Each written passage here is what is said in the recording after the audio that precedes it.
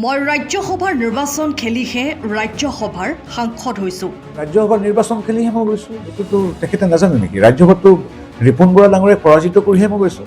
গৌৰৱ গগৈ পবিত্ৰ মাৰ্ঘেৰিটাক নিৰ্বাচন খেলিবলৈ কৰা মন্তব্যৰ প্ৰত্যুত্তৰত কেন্দ্ৰীয় মন্ত্ৰীগৰাকীয়ে এনেদৰে কয়। অন্যহাতে এটা সমষ্টিৰ পৰা নিৰ্বাচন খেলাৰ সন্দৰ্ভত তেওঁ কয় যে সেয়া সময়ত দেখা যাব। প্ৰথমতে গৌৰৱ গগৈয়ে মিয়া ছিটকেইটাৰ বাদে কিমান আসন পায় সেয়া চাই লওঁ বুলি মত পোষণ কৰে।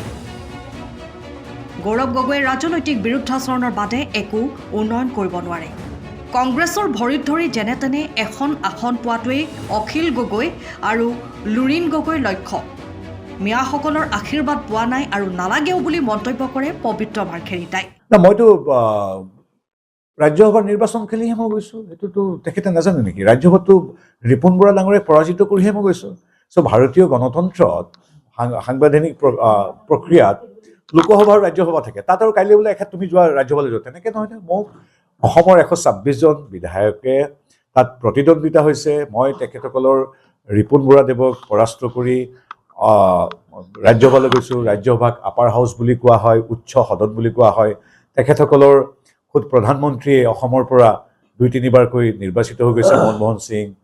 গতিকে এইবিলাক হাস্যাস্পদ কথা যে ইলেকশ্যন এইটো ভাৰতৰ ভিতৰত অন্যতম এটা আকৰ্ষণীয় আৰু গুৰুত্বপূৰ্ণ নিৰ্বাচন হ'ল ৰাজ্যসভাৰ নিৰ্বাচন, য'ত নিৰ্বাচিত প্ৰতিনিধিয়ে ভোট প্ৰদান কৰে। গতিকে তেওঁৰ মতে ৰাজ্যসভাৰ কোনো তেতিয়াহ'লে হেৰিয়ে নাই। তেওঁৰ দৰে উচ্চ শিক্ষিত মানুহ এগৰাকীয়ে ৰাজ্যসভা বা ৰাজ্যসভাৰ নিৰ্বাচনক, ৰাজ্যসভাৰ স্থিতিক যদি নাজানে, মোৰতো ক'বলগীয়া একো নাই।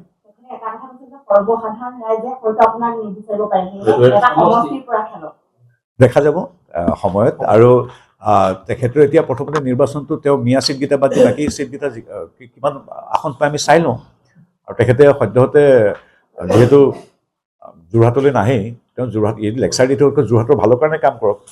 এই মুহূৰ্তত আমি যোৰহাট কলেজলৈ গৈ আছোঁ, তাত কিবা এটা আন্তঃগাঁথনি উন্নয়নৰ কামৰ লগতে আমি তাৰ ছাত্ৰ ছাত্ৰীৰ লগত কথা পাতিম। তাৰপিছত গৈ আছোঁ আমাৰ শ্মশানকেইখন চাবলৈ।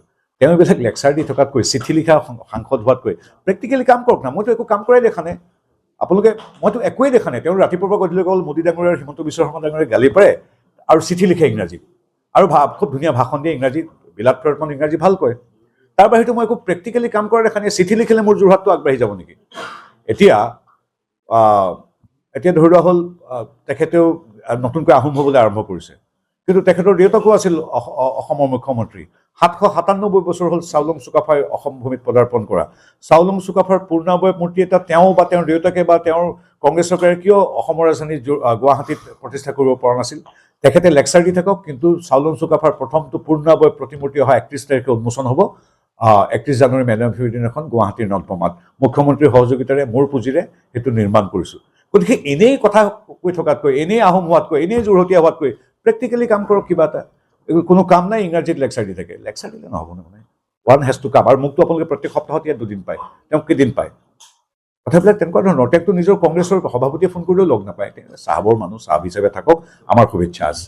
আপোনালোকে লক্ষ্য কৰিছে যে তেখেতসকলৰ মূল প্ৰতিদ্বন্দ্বিতা খোৱা কামোৰা এইখিনি হৈ আছে মিয়া অধ্যুষিত 22-23টা সমষ্টিত। তাত অখিল গগৈকো লাগে, লুৰিণ গগৈ ঘোষণা কৰিব কৰ হৈছে, গৌৰৱ গগৈ তাৰ পৰা নহাই হ'ল। গতিকে তেওঁলোকৰ মূল কথাটোৱে হ'ল সেই 23টা সমষ্টিত। বাকী আৰু এটা কথা মই বাৰম্বাৰ আপোনালোকক উল্লেখ কৰি আছোঁ যে এইটো কথা উল্লেখ কৰিছোঁ যে অখিল গগৈ বা লুৰিণ গগৈৰ কোনো জাতীয়তাবাদ দল, তেওঁলোকৰ কেডাৰ সদস্য এইবিলাকৰ কথা নাই। যেনে তেনে গৌৰৱ গগৈ তথা কংগ্ৰেছৰ ভৰিয়ে হাতে ধৰি নিজৰ এখন আসন ঠিক কৰিলে হৈ গ'ল। আপোনালোকে চাওক যে এতিয়াতো লাহে লাহে আকৌ নতজানু হৈ আহিছেই। অখিল গগৈয়ে কৈছে মই ষ্টাৰ কেম্পেইনাৰ হ'ম, মই আমুক কৰিম তামুক কৰিম। তেওঁলোকৰ লক্ষ্য একো নাই। যেনে তেনে এটা ছিট ভৰিয়ে হাতে ধৰি অখিল গগৈক লাগে বিধানসভা যাবলৈ, আৰু লুৰিণ গগৈকো লাগে। বাকী নহ'লেনো জয়া অসম বুলি কৈ জাতীয়তাবাদী পোছাক পিন্ধাই দুয়োগৰাকী ব্যক্তিয়ে, মই বাৰে বাৰে কওঁ যে 860জন মানুহক গুলিয়াই গুলিয়াই হত্যা কৰা কংগ্ৰেছৰ বৃত্ত হ'ব পাৰে নেকি? গতিকে এইবিলাক কথা নাই। তেওঁলোকৰ কথা আমি পাতি থাকিলে তেওঁলোকে ট্ৰেকশ্যন পায়। গতিকে তেওঁলোকৰ কথাটো চাওক, তেওঁলোকৰ এতিয়া কথাবিলাক এতিয়া সূৰ্যৰ পোহৰ দৰে স্পষ্ট। মই গৌৰৱ গগৈক ধন্যবাদ জনাইছোঁ, কাৰণ তেখেতৰ গোটেই মনস্তত্বটো পৰিস্ফুট হৈছিল তেতিয়া যেতিয়া কি চৰকাৰ আছিল, ৰেজাউল কৰিম চৰকাৰ। তেখেতে যেতিয়া আমাৰ যোৰহাট বিভাগৰ বা তিনিচুকীয়া ইত্যাদিক ধুবুৰী বুলি বনাম বুলি কৈ দিছিল, তেতিয়া কিন্তু গৌৰৱ গগৈ মৌন হৈ কথাটোত বিৰোধিতা কৰিবলৈ সাহস কৰা নাছিল। জানোচা কিবা এটা শব্দ ক'লেই তেওঁলোকৰ ভোট বেংকটো জ্বলি পকি উঠে। গতিকে তেওঁলোকৰ চৰিত্ৰ নিজে নিজে উন্মোচিত হৈ আহিছে। অখিল গগৈ জাতীয় দায়িত্ব পালন কৰি কি কাম কৰি আছে আমি দেখিছোঁ। গতিকে তেওঁলোকৰ বিষয়ে আমি আচলতে এই মুহূৰ্তত কথা পতাৰ সলনি আমি আমাৰ বিকশিত ভাৰত জি ৰামজী, অৰুণোদয় আঁচনি এতিয়া আৰু সংখ্যা বৃদ্ধি পাব, আয়ুষ্মান আঁচনি, আমাৰ কি কয় নতুন নতুন যিবিলাক প্ৰকল্প, সেইবিলাকৰ কথা পতাটোহে ভাল বুলি ভাবোঁ। গতিকে তেওঁলোকলৈ শুভেচ্ছা আছে, তেওঁলোকে জাতীয় দায়িত্ব পালন কৰক। আমি আমাৰ যিটো সংকল্প লৈছিলোঁ আজিৰ পৰা 5 বছৰ আগতে যে 1 লাখ চাকৰি দিম, 1 লাখটো এতিয়া 1.5 লাখ হ'লগৈ। আমি কৈছোঁ দুৰ্নীতিমুক্ত অসম গঢ়িম, আজিৰ তাৰিখত কোনো ধৰণৰ চাকৰি বাকৰি ক'তো দুৰ্নীতি নাই। গতিকে আজি আমি কৈছিলোঁ এখন সুৰক্ষিত অসম গঢ়িম, আমি আজিৰ তাৰিখত এগৰাকী ব্যক্তিৰ মৃত্যু হোৱা নাই উগ্ৰপন্থীৰ হাতত। গতিকে এই কথাবিলাক আমি কৈছিলোঁ, সেই সংকল্প আমি আখৰে আখৰে পালন কৰিছিলোঁ। আমি বিগত 5 বছৰৰ জমা খৰচ লৈ আমি ৰাইজৰ ওচৰ চেপিম, আৰু তেওঁলোকে মিয়া তুখন তেওঁলোকে এইবিলাক লৈ তেওঁলোকে যাব। গতিকে আমি elevated corridor Sajim, medical college Sajim, ব্ৰহ্মপুত্ৰৰ ওপৰত দলং নিৰ্মাণ কৰিম, তেওঁলোকে ধূলি বালিৰ কথা ক'ব। গতিকে তেওঁলোকৰ দায়িত্ব ধূলি বালিক লৈ, আমাৰ দায়িত্ব আন্তঃগাঁথনি উন্নয়নমূলক লৈ। এতিয়া গৌৰৱ গগৈৰ কথা মতে শুনিলে তোৰ ইয়াত মেডিকেল কলেজ, আমাৰ ইখনৰ পিছত সিখন ব্ৰহ্মপুত্ৰৰ ওপৰত দলং, ৰাস্তা পদূলি চব বন্ধ কৰিব লাগিব, কাৰণ ধূলি বালিয়ে তেওঁলোকৰ মানুহক আমনি কৰে। কিন্তু আমাৰ দৰে সাধাৰণ মানুহক, আমাৰ অসমবাসীক ধূলি বালিয়ে আমনি নকৰে। আমাক লাগে আন্তঃগাঁথনি উন্নয়ন। গোটেই জীৱন শীততাপ নিয়ন্ত্ৰিত কোঠাত থকা ৰাজপুত্ৰৰ বাবে ধূলি বালি আমনিদায়ক হ'ব পাৰে। ধূলি বালি পথাৰৰ বোকা আমাৰ বাবে জীৱন যাত্ৰাৰ সংগী। আমি তেনেকৈ আগবাঢ়িম।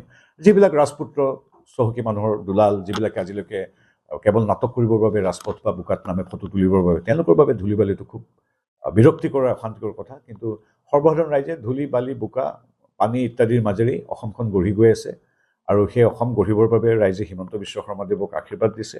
সেই আশীৰ্বাদকে শক্তি হিচাপে আগবাঢ়িম। পুনৰবাৰ কৈছোঁ, আমি কিন্তু মিয়াসকলৰ আশীৰ্বাদ আমি পোৱা নাই, নেলাগেও। সেইটো গৌৰৱ গগৈ, অখিল গগৈৰ কাৰণে এৰিলোঁ।